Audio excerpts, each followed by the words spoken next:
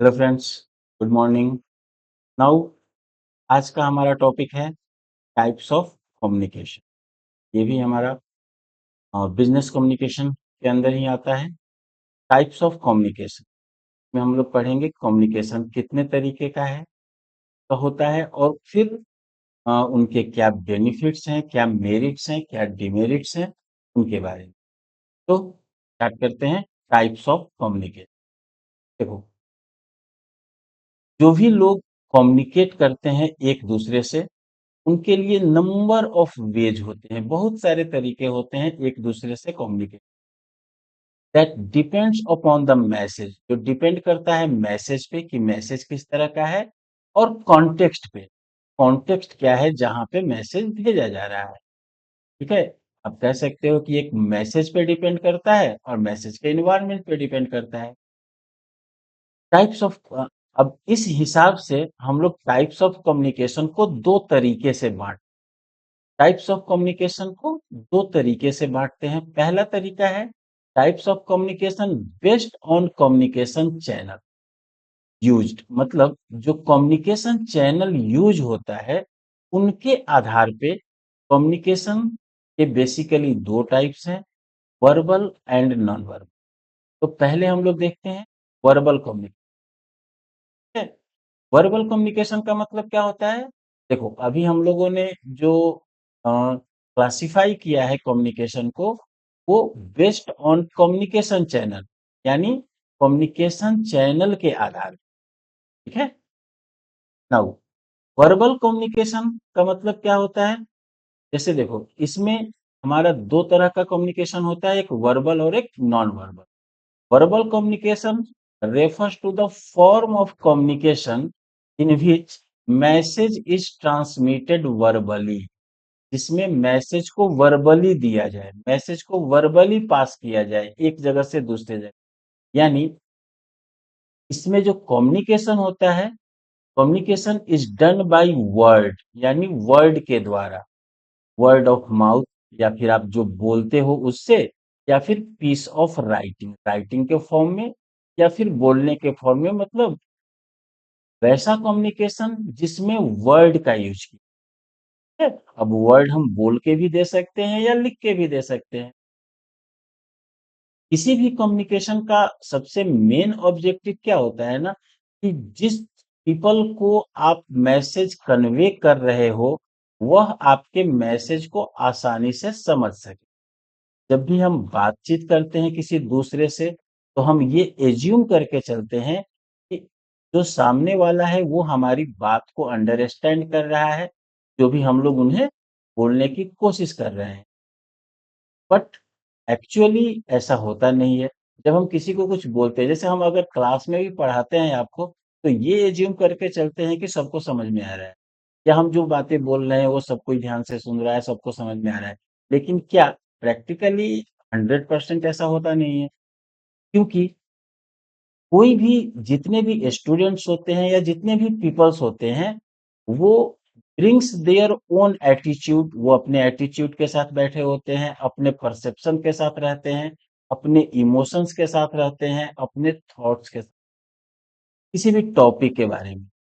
मतलब जैसे हम तो अपनी बात आपको बता रहे हैं किसी और तरीके से, लेकिन हो सकता है वहां पे आपका एटीट्यूड मैच न, आप कुछ अलग ही धारणा पहले से बना के रखे हो। आप उस समय इमोशनली हो, कहीं खुश हो, या फिर कुछ सोच रहे हो दूसरा चीज है, या फिर किसी और अलग टॉपिक के बारे में आपके ध्यान में चल रहा है, दिमाग में बात। तो उन केसेस में हमारा कम्युनिकेशन सक्सेसफुल नहीं हो पाता, और ये एक तरह का बैरियर क्रिएट करता है मैसेज के डिलीवरी में। ठीक है। यानी हम लोग जो भी चीज आपको भेजे, वो हो सकता है आप उसके राइट मीनिंग को नहीं समझ पा। अब फर्दर जो वर्बल कम्युनिकेशन है होता है हमारा, ये कम्युनिकेशन भी बेसिकली दो तरह का होता है, एक ओरल और एक रिटन। यानी अभी हमने क्या बोला, वर्बल का मतलब क्या होता है, कि जिसमें वर्ड का यूज किया। वर्ड का यूज हम बोल के भी कर सकते हैं, लिख के भी कर सकते हैं। उस हिसाब से हम लोगों ने फर्दर वर्बल कम्युनिकेशन को दो टाइप में डिवाइड किया, that is oral communication and written communication. Now one by one देखते हैं। पहले ओरल कम्युनिकेशन। ओरल कम्युनिकेशन का मतलब क्या होता है? ओरल कम्युनिकेशन में हम लोग किसी भी वर्ड को, स्पोकन वर्ड को यूज करते हैं, मतलब बोल के यूज करते हैं।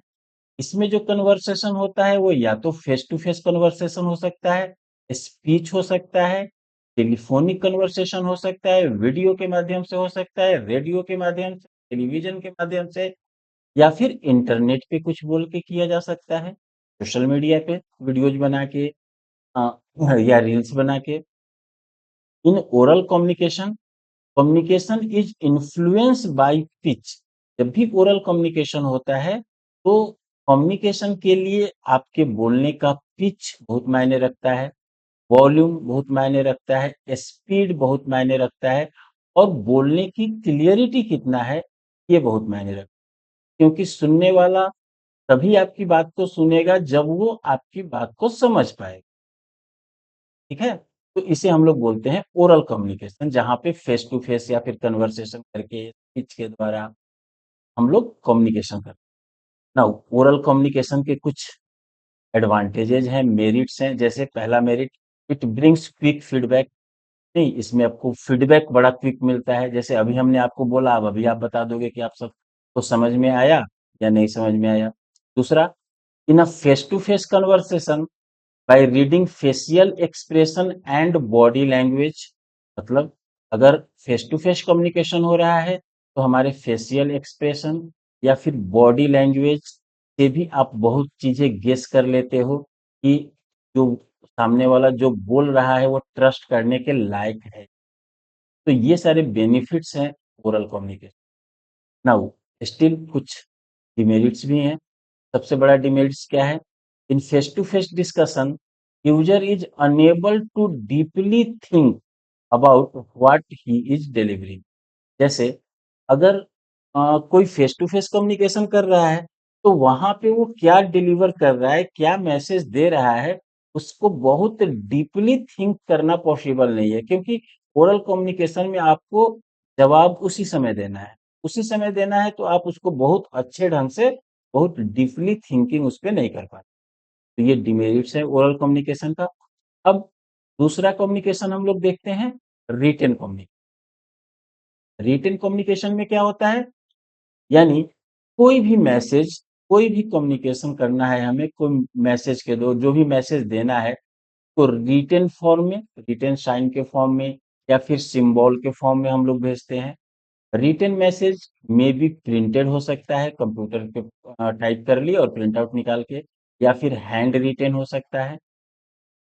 रिटन कम्युनिकेशन को ट्रांसमिट करने के भी अलग अलग माध्यम है, अलग अलग तरीके हैं। जैसे ईमेल के माध्यम से भेजा जा सकता है, लेटर के माध्यम से, रिपोर्ट के माध्यम से, मेमो बनाकर भेजा जा सकता है।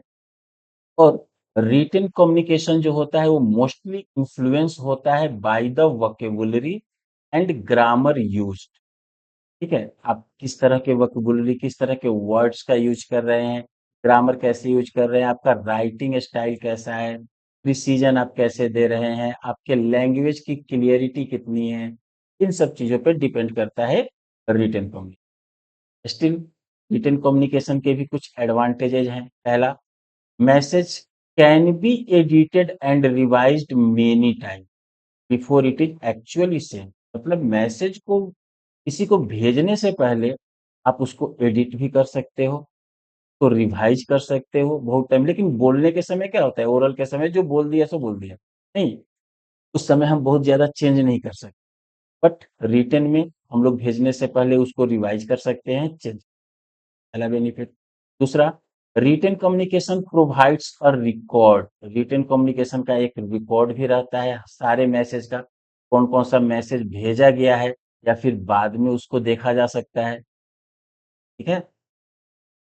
Next benefit, written message enables receiver to fully understand it and said appropriate feed.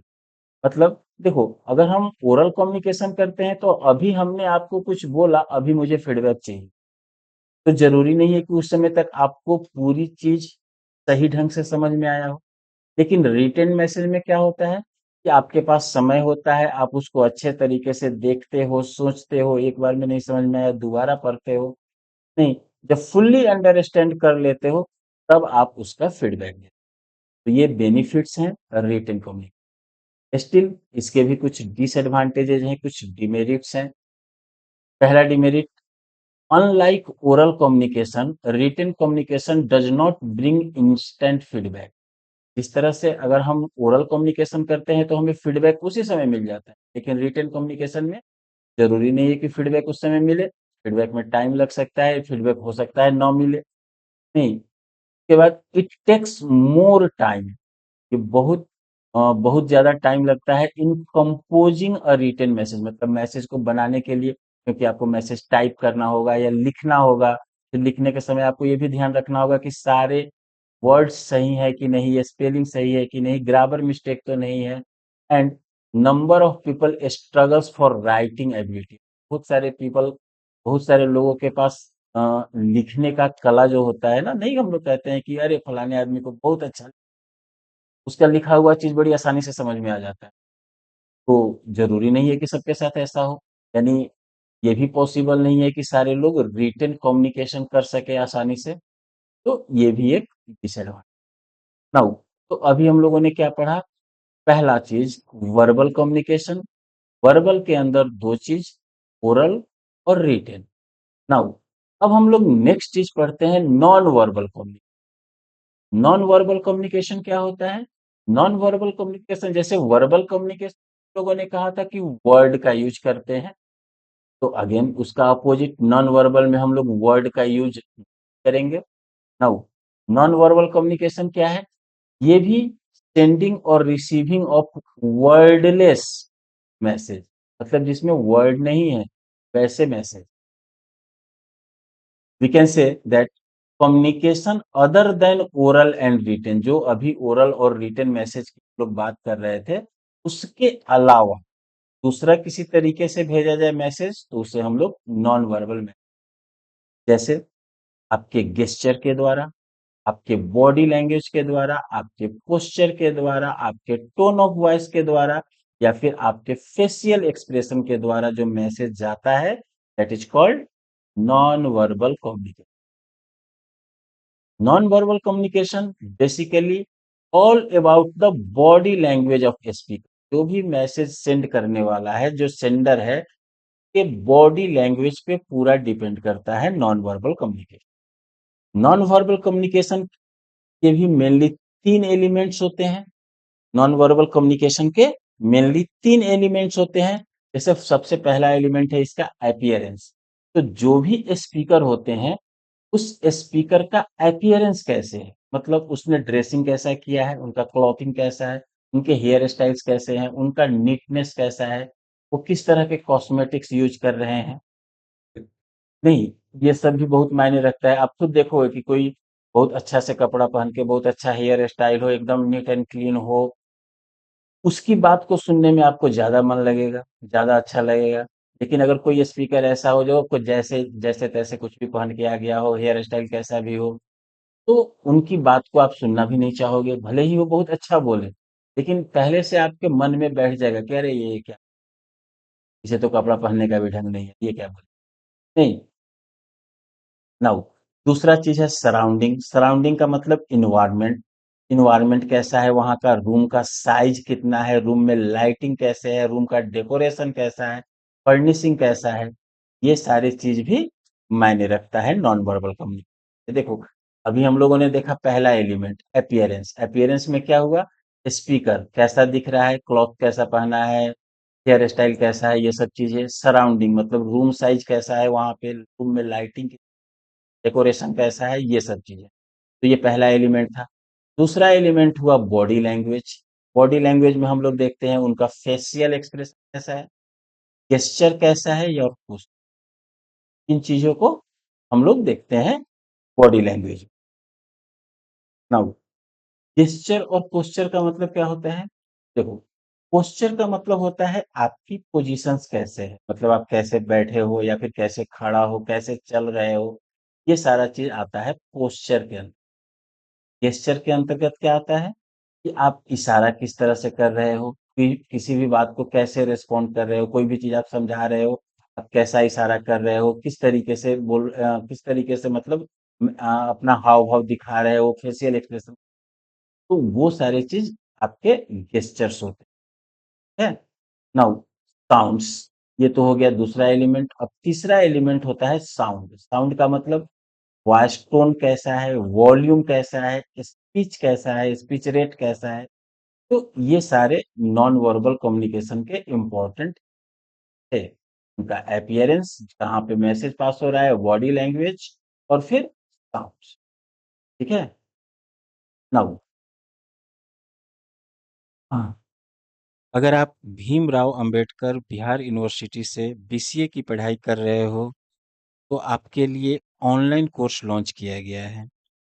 इस कोर्स में आपको सारे सेमेस्टर के notes, video lectures, previous year solutions, model questions for current year, साथ ही डाउट सपोर्ट और एग्जाम ओरिएंटेड गाइडेंस मिलेगा।